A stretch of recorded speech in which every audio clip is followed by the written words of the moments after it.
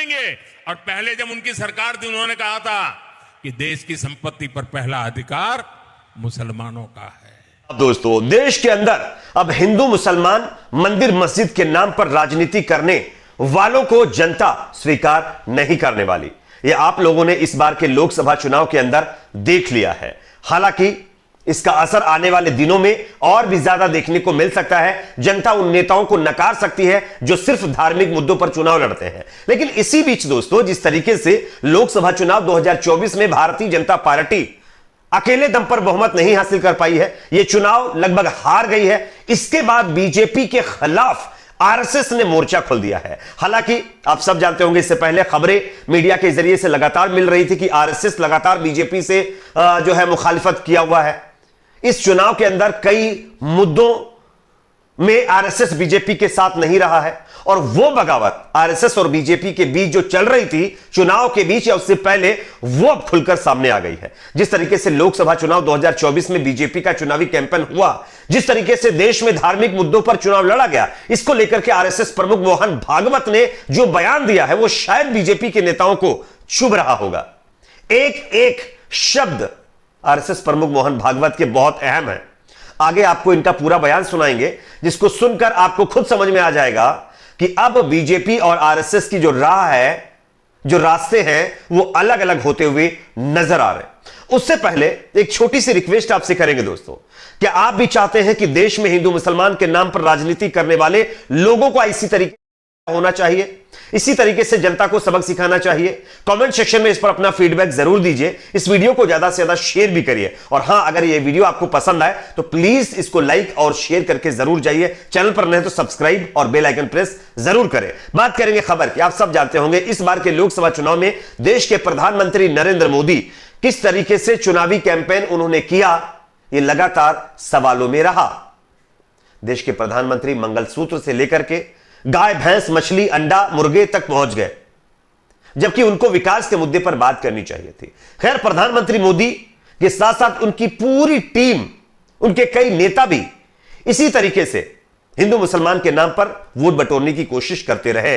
वो चाहे योगी जी हो, चाहे हेमंत बिश्व शर्मा हो, या फिर चाहे अमित शाह जी हो, या चाहे कोई और नेता हो, लगातार इसी तरीके से उन्होंने विकास के मुद्दे पर बात ना करते हुए धार्मिक और मंदिर मस्जिद जैसे मुद्दों पर चुनाव लड़ने की कोशिश की, ये लोगों का आरोप है। लेकिन अब इन मुद्दों का दांव जब बीजेपी को कहीं ना कहीं 240 सीटों पर लाकर छोड़ चुका है, तो आरएसएस भी बीजेपी के खिलाफ बगावती तेवर दिखा रहा है। आरएसएस प्रमुख मोहन भागवत ने किस तरीके से उन ताकतों को, उन लोगों को फटकार लगाई है जो देश में अशांति और मंदिर मस्जिद, हिंदू मुसलमान के नाम पर लोगों को आपस में डिवाइड करने की कोशिश कर रहे हैं। मैं आपको आरएसएस प्रमुख मोहन भागवत का बयान सुनना चाहता हूं, जो आपको सुनना भी चाहिए। इनके बयान में देखिए किस तरीके से उन्होंने एक एक बात पर तमाम नेताओं को फटकार लगाई है। सुनिए बयान। ऐसे से देश कैसे चलेगा भाई? आखिर सबको देश ही चलाना है ना।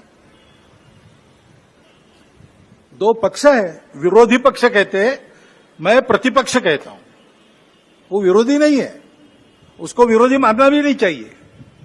वो प्रतिपक्ष है, वो एक पहलू उजागर कर रहा है, उसका भी विचार होना चाहिए। ऐसा जब चलना है तो चुनाव लड़ने में भी एक मर्यादा होती है। उस मर्यादा का पालन नहीं हुआ, क्योंकि उसका पालन होना इसलिए आवश्यक है कि हमारे देश के सामने चुनौतियां समाप्त नहीं हुई। तो यह पहला बयान आप लोगों ने सुन लिया है, जिसमें मोहन भागवत जी अपोजिशन को लेकर बात कर रहे हैं, उन नेताओं को फटकार लगा रहे हैं जो अपोजिशन के नाम पर और धार्मिक मुद्दों के नाम पर अपोजिशन को, यानी विपक्षी पार्टियों को बदनाम कर रहे थे।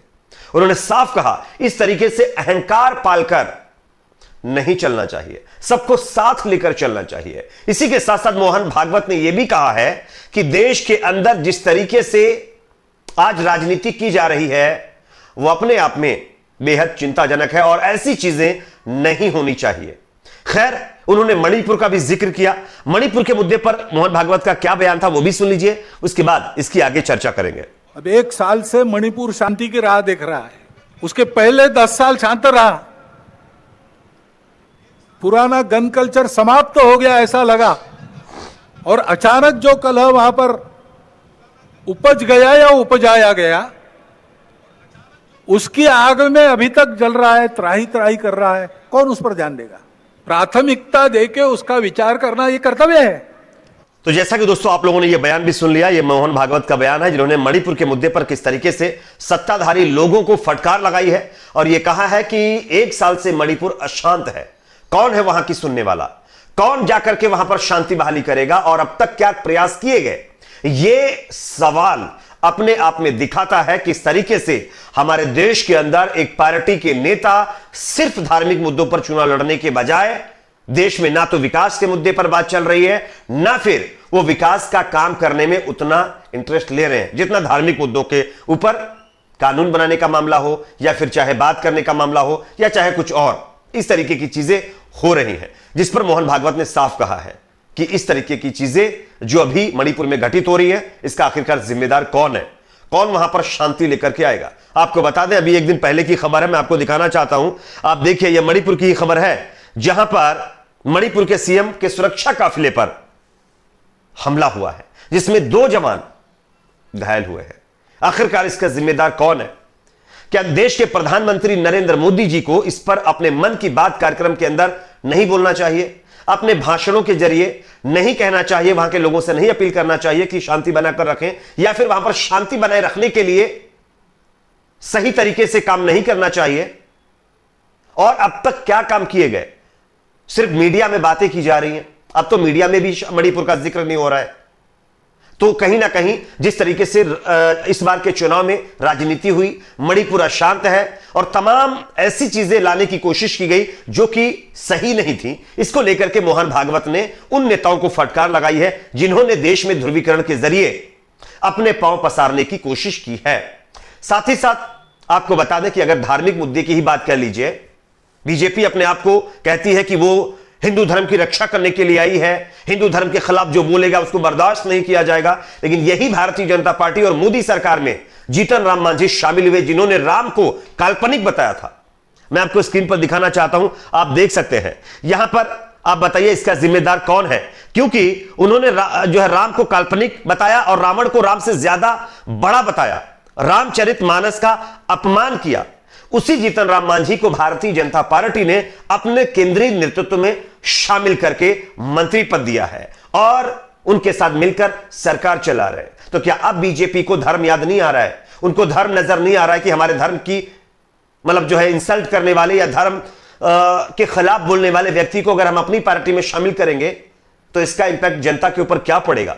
तो आपके लिए वोट बैंक या आपको सरकार चलाना, गद्दी बहुत मतलब जो है महत्वपूर्ण है, लेकिन धर्म नहीं, यहां पर नहीं जहां पर आपका फायदा होता है। और अगर हां यही काम अगर कोई इंडिया गठबंधन के नेता के द्वारा किया गया होता या वो इस तरीके का बयान देता, उसको अगर इंडिया अलायंस की सरकार बनती, उसमें शामिल किया जाता, तो यही बीजेपी हाहाकार मचा देती।